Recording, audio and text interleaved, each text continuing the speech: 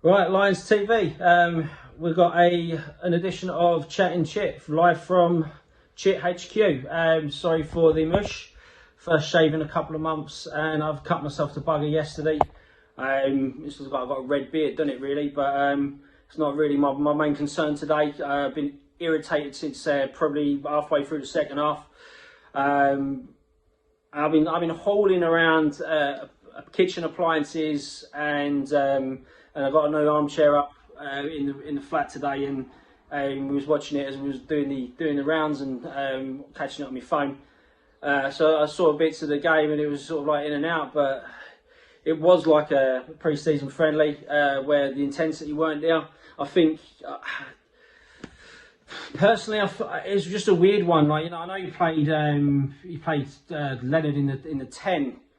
And I'm not sure whether did Murray Wallace play centre half or left wing back? Did he play 4-5-1? Because he's never played that before, and I thought that was a very odd decision. Maybe the Pierce injury did influence his decision today.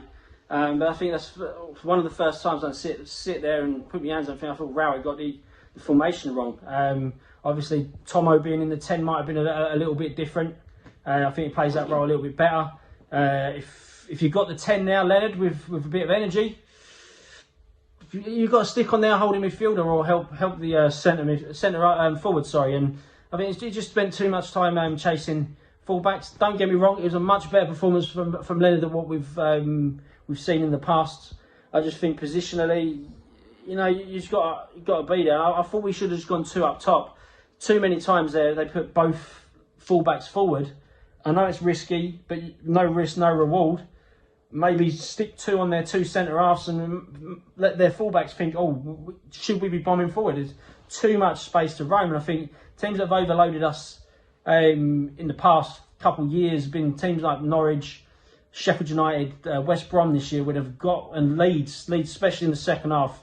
They were doing it in the first half at Ellen Road, but when they've got overloads on the wide areas and they're not worried about sending their wing backs or their fullbacks forward, if we've only got the one up top, they can afford to do that, and they just dominate play. And I thought first half in particular, a lot of the game was with Derby dictating the ball in our half. I'm not sure if you all watched it on iFollow, but there was one little moment in both halves where they did mention about the drinks break. And I think just before the drinks break in the first half, it was quite even. After the drinks break, they dominated. I thought second half, we actually did all right. If you look at the possession, yeah, but the territory, the position of the pitch, they were pinging it around in their own area, and we looked a little bit more dangerous. Everything just seemed to be in their half until the drinks break, and then the drinks break happened again, and it killed us. It's a weird one. It is look, we're in a situation in this world where this sort of thing has to happen. They're saying it because of health and safety of the players. It is stop-start. It does feel quite like a friendly. Like, you start making changes. You start have the drinks break. Momentum can be killed. But we're going to have to battle that because everyone's battling that. So you look across that today, and it's just frustrating. I think two players in particular, Thompson and Pierce, might have changed Rowett'S mind. I just think you got the formation wrong, the starting formation wrong, and then when the subs come on, you start making too many changes because you have to make 5 now.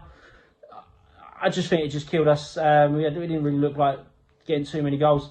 I turned off the stream when they went 3-1 up, so I missed our second goal, and so I left the ground early. Didn't I? I had missed it, but I didn't see that happening, to be honest. Is our season over already? First game back, I don't know. We're still in there. People are going to take points off each other, but it's going to have to be a lot better than that. And we're saying about our training's been brilliant, our preparation's been brilliant. The players are confident. We think we're talking actively about gate crashing our playoffs, and then today there's no intensity. We looked lethargic. I mean, there was one in the first half where Jed had their centre half flat-footed. He could have knocked it round him, and instead he just dilly-dally, and in the end he tried to chip him. Good shot, but he had 30 yards behind the guy, couldn't he just knocked it round him, because just before the break he was taking players on and looked like he wanted it, a bit between his teeth. So, what, it was like the first game of the season. Anything could happen, anything did happen. We've just conceded 3 goals at home. Again, a teenager scored a hat-trick. Would that have happened in a full house with visceral, ferocious chanting? Some of you are going to say would have made a difference. He's a great player. Some would say, yeah, it would have made a difference. You know, sometimes, you know, when Jonjo Shelvey turned up at Charlton, played him at the Den, beat 4-0, and they left him out of the squad because they said, he weren't ready for that atmosphere. So you can take that what you will. We've got to bounce back so quickly now. Otherwise, it would just be a case of, oh, you know what, we've survived now. We've got to put on a run now of maybe the next 5 games, winning 3 or 4 of them. But you know, it's been a successful year. We've got a whole year with Rowett next year. I'm just really irritated, to be honest. I could be here all day. I won't bore you. You all know I like to talk. Just stay positive. Again, stay safe. And let's roll on the next game, eh? Come on, you Lions.